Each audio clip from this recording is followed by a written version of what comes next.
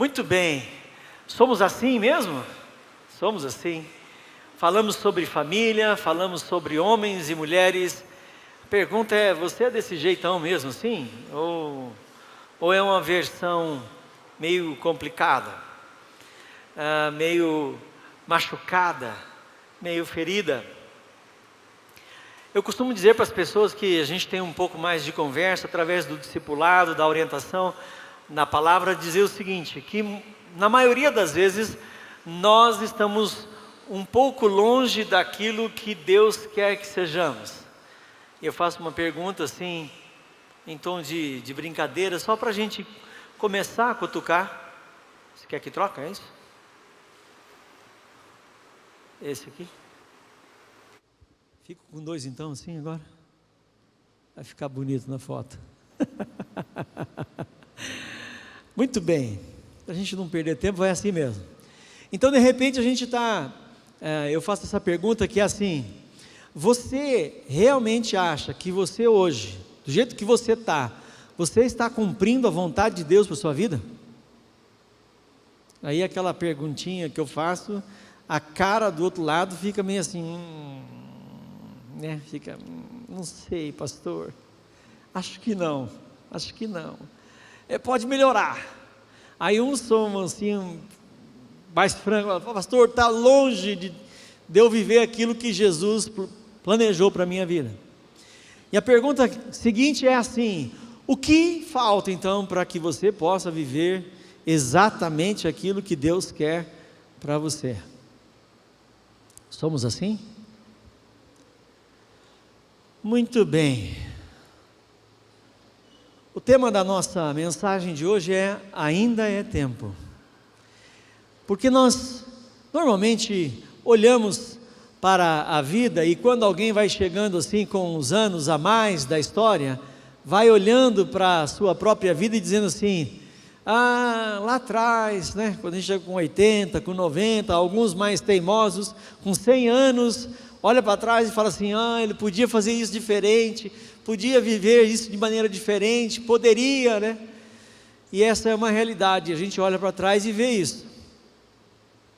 Hoje nós não estamos precisando chegar mais aos 100 anos, aos 80, aos 90 para repensar a história. Hoje, há um tempo atrás eu tive um aconselhamento com um casal, mais ou menos de 30 anos, os dois, 30, 35 anos. E eles estavam me dizendo assim, pastor, nós precisamos mudar totalmente a nossa história, porque eu já desisti de viver por conta de tantos problemas que a gente está vivendo. Nós precisamos repensar a nossa vida. E isso com 30, 33 anos. Mas também não é muito longe, quando a gente olha, e eu aconselhei uma adolescente de 13 anos, que ela me disse o seguinte, pastor, não suporto mais a minha vida. Falei, nossa, qual vida? Qual vida você está falando? Da vida da chupeta? Que você estava com chupeta na boca? Do TT? O TT estava azedo? Mamadeira estava azeda? 13 anos? De que vida você está falando? Que você não suporta mais, não aguenta mais? Não, da vida que eu tenho. Falei, bem, que vida que é essa? Fala para mim. Quanto tempo? 13 anos? É pouco demais. E a gente começou a conversar sobre isso. Então, algumas vezes, repensar a história, talvez eu não estou precisando chegar lá aos 80, aos 90, aos 100, para repensar a minha história. Por conta das dificuldades que vivemos, estamos repensando a história já, agora. Bom, falar sobre tempo, falar sobre história, a gente vai lembrar de um homem chamado Salomão, que escreveu Eclesiastes capítulo 12. Você está enxergando o texto? Verso 1, você pode ler junto comigo? Vamos lá? Lembre-se do seu...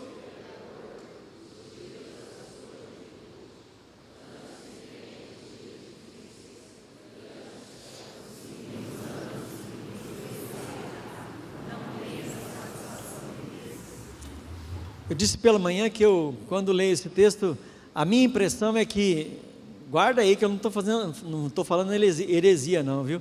A impressão que eu tenho é que o Salomão está sentado no trono dele, com uma fotografia assim, de um monte de gente da família, olhando para a foto assim, falando assim, quanta coisa eu já fiz, quanta coisa ruim eu já fiz, era melhor lembrar de Deus mesmo. Olhando para trás, vendo as coisas que estão acontecendo. É claro que não tinha foto na época do Salomão, mas essa ideia de repensar, de rever algumas coisas. Quem é esse homem da Bíblia? Quem é Salomão? E aí você pode, talvez um professor, uma professora, ou tentar me corrigir, pastor, quem é Salomão? Não, quem foi Salomão, né? Não é quem é, quem foi. Mas eu quero dizer para você que talvez você se enquadre nessa história. Então nós estamos falando do Salomão da Bíblia, mas também vamos falar do Salomão pessoal, ou se a gente fosse assassinar o português, a Salomona, certo? Então segura aí, que tem coisa boa para nós. Quem foi Salomão? A história de Salomão está narrada em 1 Reis, capítulo 1, do capítulo 1 até o 11, mas também está em 2 Crônicas, 1 Crônicas, 2 Crônicas, e algumas partes delas em 2 Samuel, e nós temos algumas coisas muito boas, falando de Salomão. Também temos Salomão no livro de Salmos, também temos escritos de Salomão, ou falando sobre Salomão no Novo Testamento. Temos muitas coisas a respeito desse homem. Ele reinou 40 anos no lugar de Davi, foi o quarto filho de Davi. Ele não deveria assumir o trono, ele não deveria ser o filho para assumir o trono, porque tinha outro antes dele, mas um juramento do seu pai, uma palavra dada e empenhada, mudou essa história. Bom, a corte do rei Salomão era muito organizada, era muito grande, os seus carros e cavalos, o seu exército era muito organizado, porque o Salomão cresceu muito no seu governo. O comércio que Salomão estabeleceu era um comércio muito refinado. Por quê? Ele tinha uma atividade comercial forte. Ele foi um dos primeiros cidadãos a ter escrito na Bíblia, que ele construiu uma aduana, lá uma fronteira, para cobrar impostos, certo? De quem entrava e de quem saía, da mercadoria que entrava e saía no seu território. E ele criou proteção para as rotas de comércio e criou fortemente armada uma guarda para a fronteira. E ele fazia isso com muita sabedoria, que ele ganhava muito dinheiro com isso. Investiu muito no comércio marítimo e no imposto marítimo. Então, navegar e comercializar via navio também pagava-se imposto.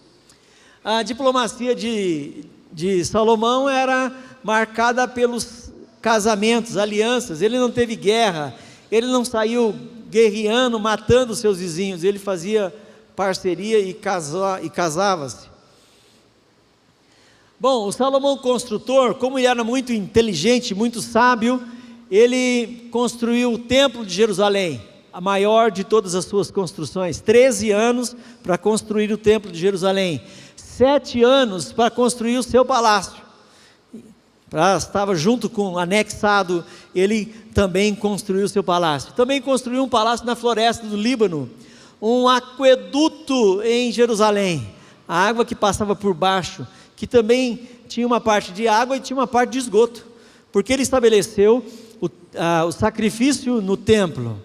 E mais ou menos 250 mil pessoas moravam em Jerusalém nesse período.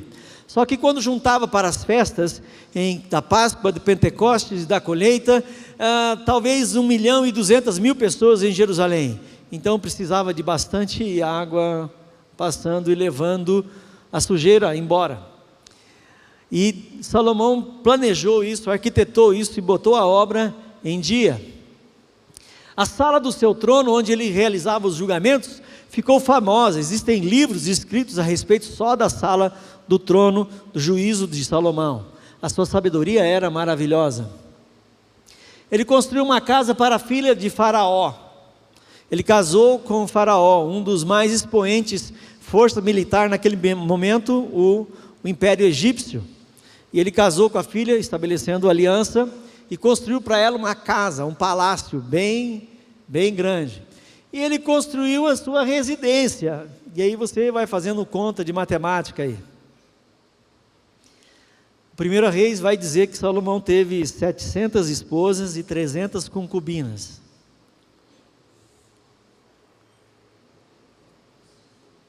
Imagina a casa do Salomão, o palácio dele. Ele construiu em Milo uma fortaleza para proteger o templo, onde moravam os guardas, só para proteção do templo. Eita!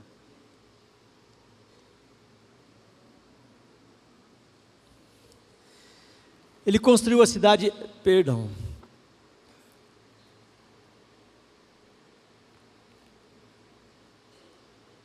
agora enroscou aqui.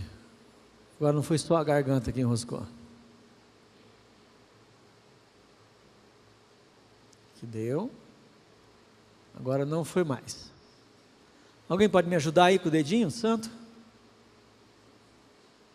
Aí. Agora voltou. Construiu a cidade de Azor, Megido e Gézer. 3 cidades. Salomão edificou essas cidades do zero. Aí você pode me olhar e perguntar assim: pastor, o que tem eu a ver com Salomão? Salomão, no seu reinado, ele estabeleceu a sua fé, porque ele recebeu essa herança da sua casa, da sua família, do seu pai. E ele construiu o templo ao Senhor, que abrigava a Arca da Aliança. Alguns escritos dele que estão na Bíblia: Provérbios, Eclesiastes, Cântico dos Cânticos ou Cantares de Salomão. E o Salmo 72 e o 127 são da Lavra. Mas há um texto em 1 Reis que vai falar que Salomão escreveu 1005 músicas e mais de 3.000 provérbios. Muito sábio, muito inteligente, e escreveu muita coisa. Bom, você pode me dizer o que esse cidadão está querendo me ensinar, ou o que isso tem a ver com a minha vida? Qual é o texto? Vamos ler de novo, Eclesiastes 12:1. Lembre-se.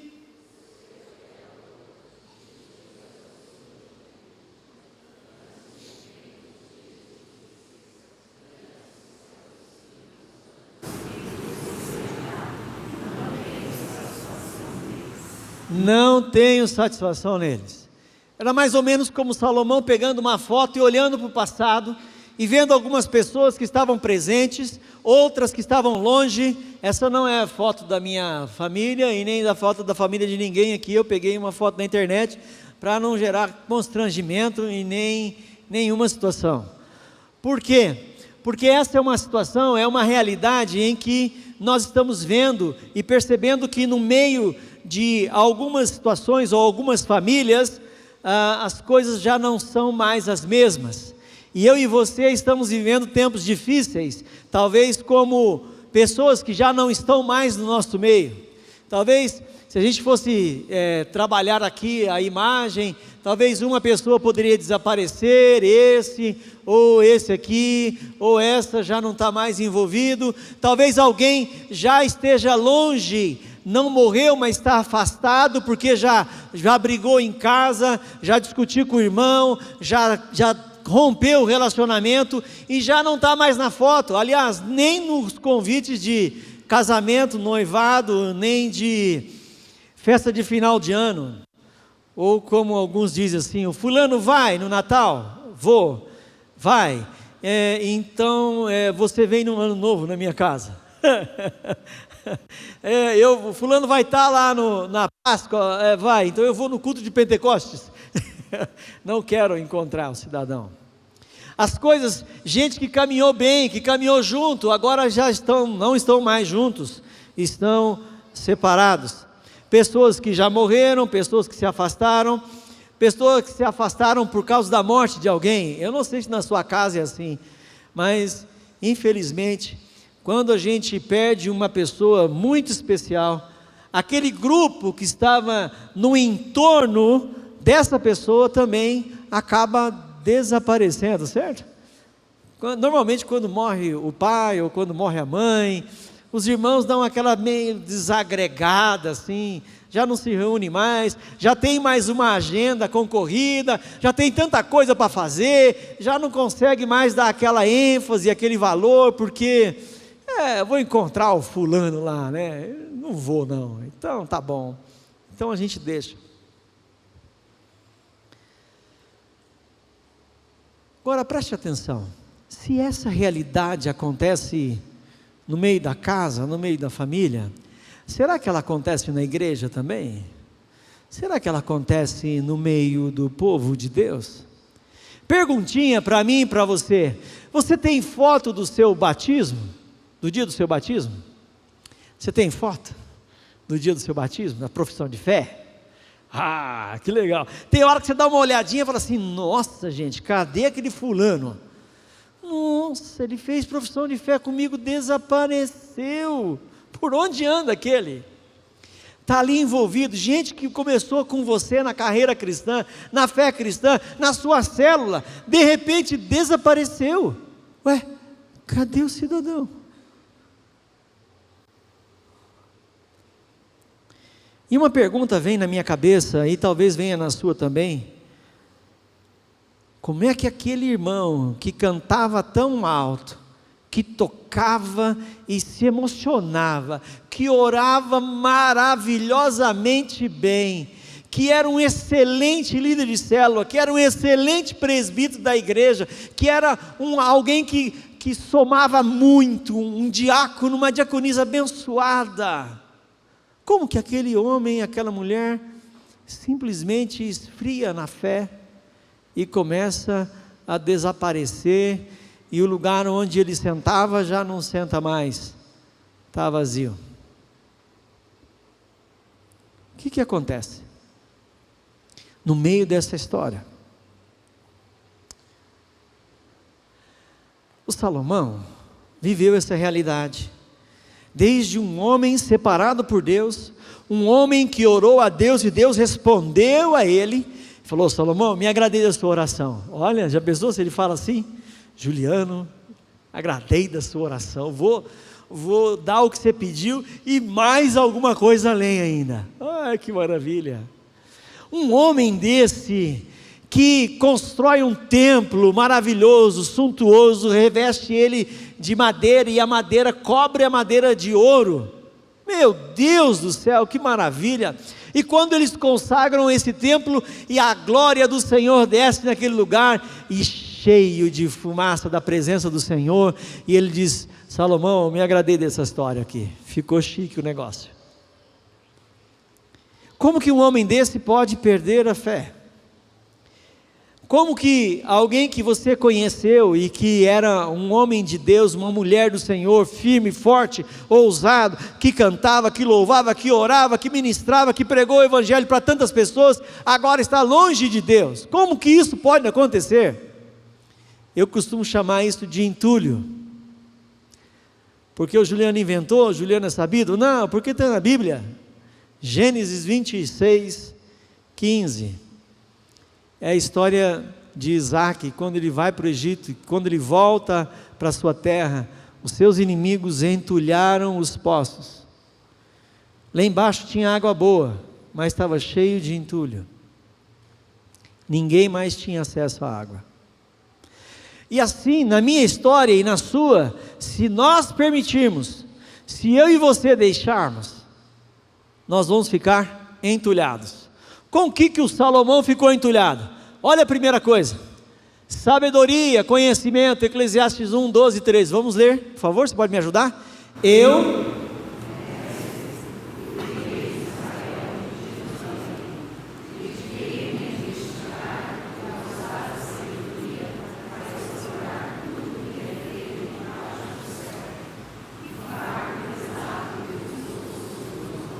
Que peso! Eu quis saber de todas as coisas. Se você olhar para o texto de 1 Reis, você vai ver que Salomão se envolveu com botânica, com construção, com arquitetura e engenharia. Salomão se envolveu com descrever os animais, desenhar os animais, dar nomes a eles específicos, tratar das flores, para que servia tais e tais flores e frutos, e foi um estudo maravilhoso que o Salomão fez. Mas ele chega a essa conclusão: que fardo pesado, sabedoria, entulho. Eu não estou dizendo que você não precisa estudar, não estou dizendo que você precisa ficar só no nós vai, nós foi, não precisa ficar só nisso, mas eu estou dizendo que muitas vezes a busca pelo conhecimento pode ficar um fardo pesado. Outro fardo, os prazeres. Eclesiastes 2, ele diz assim: olha, vou experimentar a alegria, descubro as coisas boas da vida, mas isso também é inútil. Correu atrás dos prazeres e se envolveu com tudo aquilo que ele podia se envolver. 2:3, decidi me entregar aos vinhos e à extravagância. Se fosse fazer uma tradução mais literal hoje, para a moçada seria ostentação, ostentar, carrão, casona, correntona chique, pendurada no pescoço, relojão de ouro, e disso, daquilo, estou ostentando, como diz a moçada. Olha os entulhos aí, gente. Trabalho em excesso. Ai, pastor, aí isso já começou a pegar pesado, né? Não força muito a amizade. Isso não fui eu que disse, não. Isso aí está lá no Eclesiastes, capítulo 2, versos 4 a 8, depois 17. Lancei-me a grandes projetos. Grandes projetos. Você já viu que alguém que vai vender alguma coisa para você nunca fala que você é pequeno? Médio? É grande. É grande, é grande. Vendedor de carro já sabe bem dessa história, né? Chega para o cabra e fala assim: meu cidadão, compra o carro. Ele fala assim: estou meio complicado. Não, ele fala assim, aí a segunda situação, ele fala assim: você merece. Verdade, acho que eu mereço um carro novo. A terceira dica, quando não deu certo a segunda, ele fala assim: olha, o vizinho lá do condomínio comprou uma caminhonetona dessa também. Aí eu vou comprar também. Anima. Quero me envolver com as grandes coisas, grandes projetos. Meu Deus do céu, nada de coisa pequena. Não pense em coisa pequena. Cuidado.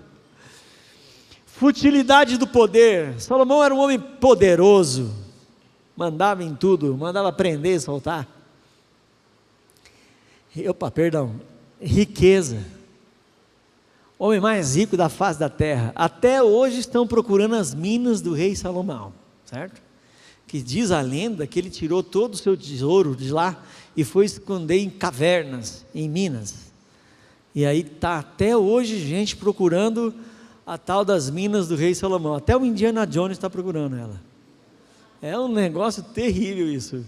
Eles estão procurando as minas do rei. Entulhos.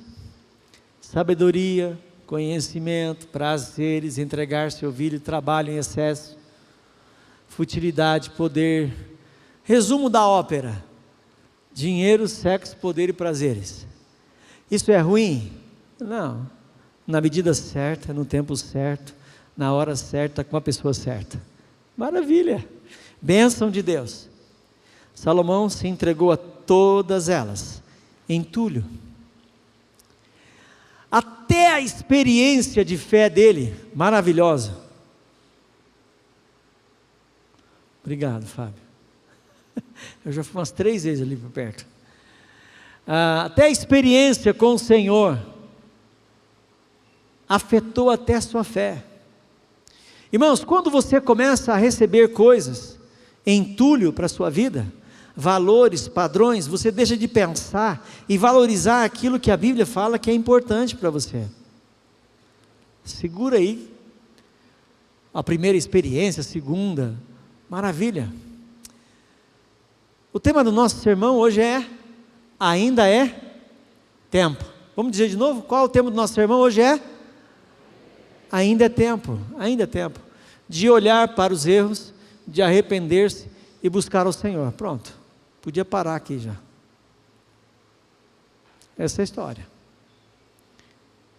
Onde estão os excessos na sua história?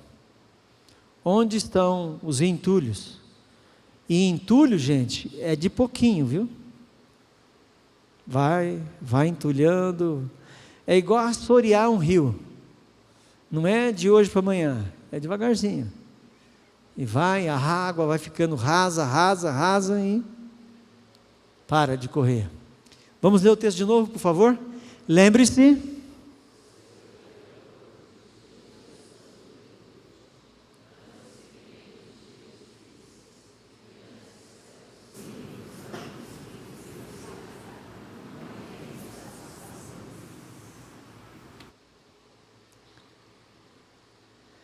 Preste atenção. Jesus disse para mim e para você que Ele veio para dar vida e dar vida em abundância. Mas pastor, o negócio é complicado, é difícil. Eu estou vivendo um tempo difícil. O contraste entre Salomão e Jesus é grandioso demais. Eu vim para que tenham vida, mas a tenham plenamente, em abundância de vida. Salomão teve abundância, viveu com abundância de bens, de coisas, de prazeres, mas não na plenitude. Ele perdeu a alegria da vida. Salomão, como eu disse para vocês no começo, está lá no final da vida dele, com uma foto, olhando para a foto e dizendo assim: lembra do teu Criador. Lembra do teu Criador no dia da tua mocidade. Por quê? Porque Salomão foi muito fiel aos seus desejos. Capítulo 2 de Eclesiastes, ele diz assim: nada eu escondi para os meus olhos. Tudo que eu olhei eu quis pôr a mão. Tudo que eu desejei eu peguei. Tudo. Absolutamente nada. Ele foi infiel a Deus, aos valores espirituais. E com isso ele perdeu a alegria e o prazer da vida. Porque preste atenção, a lógica de Jesus, olha para mim aqui por favor. Sabe qual é a lógica de Jesus? É assim: buscai, pois, em primeiro lugar seu reino e a sua justiça, e as vos serão acrescentadas. O que Salomão fez? Ele buscou as coisas em primeiro lugar e deixou Deus. Então ele perdeu a alegria que ele tinha em Deus e a alegria que ele tinha nas coisas, certo? Então quanto mais ele tinha, quanto mais ele possuía, mais ele queria. Quanto mais ele ajuntava, mais ele queria. Ganancioso, orgulhoso, arrogante. Eu sou o homem, todo o mundo vem aqui para conhecer da minha sabedoria. E esqueceu que a sabedoria que ele tinha não era dele. Quem tinha dado sabedoria para ele? Deus. Deus havia enchido aquele homem para transbordar de sabedoria. Valorizou o prazer a todo custo e em todo tempo, sempre. Mas perdeu a paz, que excede todo entendimento, enchendo-se de tormento e insatisfação. Você já conheceu alguém azedo? Azedinho, assim? Sabe aquele azedo? Eu costumo dizer que algumas vezes eu tenho vontade de mergulhar um fulano no adoçante, para ver se ele dá uma melhoradinha. Bem concentrado, aqueles que ficam bem docinho. Porque o fulano é muito azedo, né? Ele reclama de tudo, ele é murmurento, ele fala as coisas, nada está bom, bota a cama, não está certo, a comida não está boa, perdeu o paladar. Como é duro satisfazer um azedo, certo? É complicado, alguém que vive reclamando, murmurando, é difícil conviver com azedo. Por que Salomão chega a esse final da vida? Por que você está dizendo isso, pastor? Se você ler o Eclesiastes todinho, bem bacaninha, você vai ver o Salomão dizendo assim: tudo isso é vaidade da vida, é como correr atrás do vento, serve para nada. Alguém vem animado e fala assim: nossa, eu estou num ministério novo lá na igreja, minha célula está maravilhosa, Deus, já passa isso aí, já passa. O cidadão chega animado com o trabalho dele e ele fala assim: daqui a pouco vai murchar. Isso aí é fogo de palha. 2 meses, não dou 2 meses, já parou. Fulano começa uma faculdade todo animado, chega o azedo e fala para ele o quê? Entrar é fácil, sair é difícil. É o azedo, não dá nada bom para ele. Agora preste atenção numa coisa. Alguém sabe o que significa o nome Salomão? Salomão vem da palavra hebraica Shalom. Então o nome Salomão, Shalomon, é o homem de paz, certo? O que era para ser o homem de paz, o Salomão, o pacificador, o pacífico na terra, terminou a vida atribulada com uma guerra interior. Preste atenção. O homem que deveria ser o homem de paz, terminou em guerra consigo mesmo. O profeta Natã dá um outro nome para Salomão: Gedidias. E Gedidias, lá em 2 Samuel capítulo 12, verso 24 e 25, significa amado de Deus, certo? Amado de Deus. Agora olha só que loucura, quando nós nos perdemos e permitimos que a nossa vida fique entulhada de coisas. O homem que foi dado por Deus, o nome dele diz assim: eu amo esse cidadão que vai nascer aí agora, eu amo ele. Deus está dizendo, o amado de Deus buscou este amor nas mulheres e terminou a vida sentindo-se sem amor.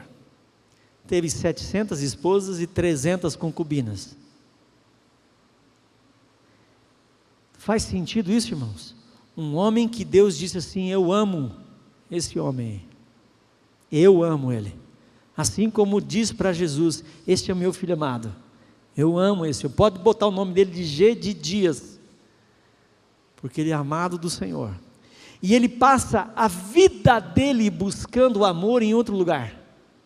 Ele poderia ter o amor do lugar certo, na hora certa, com a pessoa certa.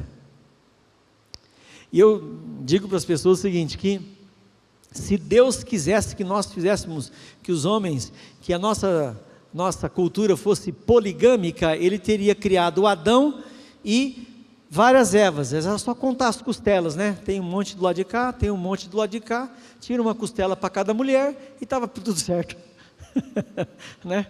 Então daria um monte de mulher e outro monte de mulher para um homem só. Mas Deus criou o quê? Só o Adão e só a Eva. Pronto, está resolvido, é isso aí. Agora a cultura, os acertos, a comodidade e a situação vai gerando o quê? Entulho. O homem que foi abençoado pelo Senhor, dado a ele sabedoria, que Deus falou em 2 oportunidades, outras vezes, agora ele exorta as pessoas a dizerem: lembra-nos do Criador nos dias da tua mocidade, antes que venham os dias maus.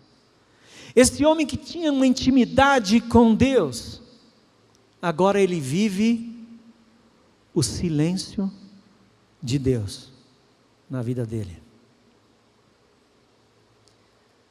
E ele diz assim: é bom mesmo lá atrás, quando Deus falava com a gente. Percebe? O homem viveu e fez tudo que quis fazer na vida, viveu a vida dele de tantas formas e com tanta intensidade, que se jogou em todos os lugares, em todas as coisas, e todas as coisas que Salomão botava a mão, ele fazia muito bem, ele se jogava e fazia muito bem, mas ele foi partilhando a sua vida, o seu coração, e se entulhando com todas as coisas, e foi se afastando do Senhor, que poderia dar a ele todas as coisas.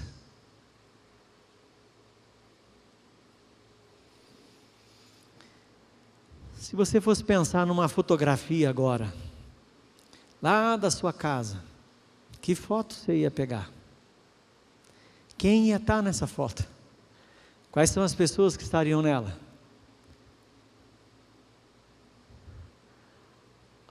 Um mês passado, ao término do culto aqui, uma mãe chegou e falou: pastor, ore pelo meu filho. Antes de eu começar a orar, ela pegou, abriu a bolsa e pegou uma foto e me deu assim: por favor, ore por ele. Eu falei: mas por que a senhora está andando com a foto na bolsa? Pastor, esse é o meu filho hoje, que está longe de Jesus, e ele precisa, e toda hora que eu abro a bolsa, eu abro a bolsa muitas vezes, eu oro por ele, orações e relâmpagos. Senhor, abençoa meu filho. Senhor, abençoa meu filho. Por favor, pastor. E a gente orou pela vida do filho.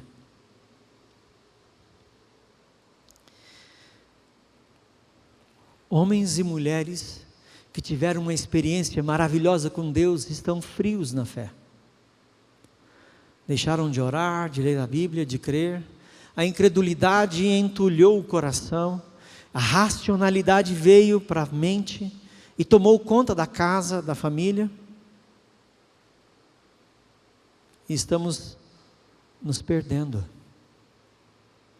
estamos nos entulhando. Eu quero convidar você a pensar nessa pergunta: somos assim? Eu quero dizer para você, em nome de Jesus, você não precisa ser assim. Eu não quero ser assim.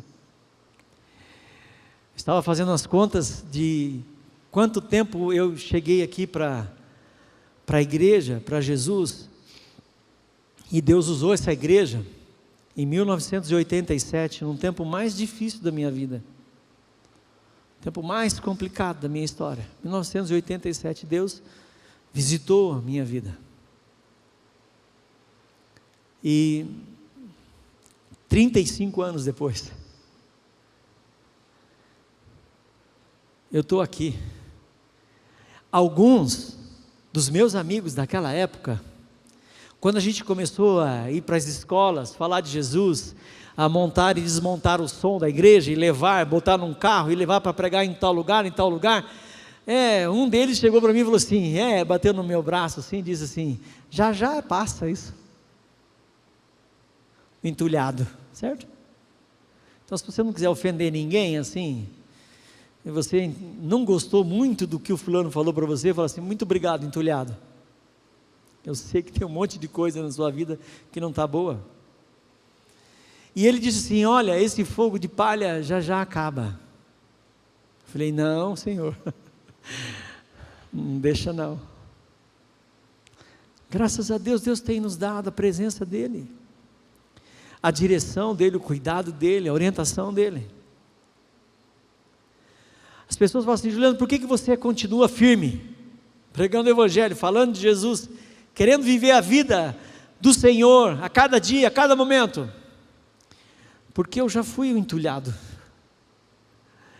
eu já vivi tanta coisa que eu queria ser, que eu queria fazer. Eu também já queria ser rico um dia, queria, né? Graças a Deus eu já fiz uma oração boa: Senhor, livra-me da riqueza,